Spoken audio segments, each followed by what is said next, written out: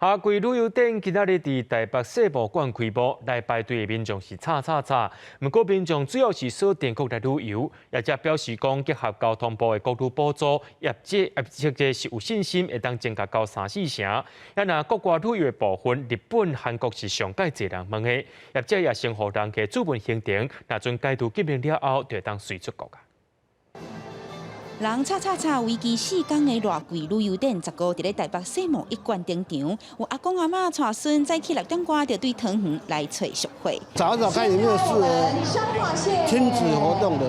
因为即马外国无法度出去啊，所以台湾无去的拢会使进来看卖啊。民众烦恼已经有变化，较偏向国内旅游，加上观光局又未开放国境，旅游业者上阵国内旅游，结合国内旅游补助，业者有信心会当成中3成。 至4成。宜兰的太平山，2天1暝，现场报名一个人干爱1500块钱。国外旅游的新闻度上界悬的是日本甲韩国，自由行 Okinawa 17000，首年5天24000，行程是以室外较济。若团体向部分目前爱事先注文，民众先纳1000块的保留金，但国境开放就会当随出发。真若已经有变卦，保留金会当完全退行。甲因为比起来，阮会选择一寡就是人较少的所在、较户外的所在，比如讲是健行啊，卖伫固定的所在伤久的时间。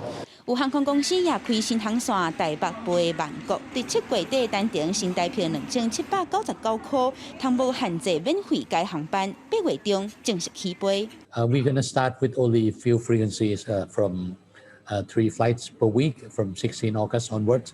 Travel regulation is more open, and our target we're going to drive to 2 flights per day. 国内各大饭店、餐厅也把握上机杀各种优待，台北精华酒店的餐馆上价4.9折，福华大饭店连锁桂美馆上价拍到2.5折，平均一人只要1000就通住。希望进行已经衰微真久的旅游起草。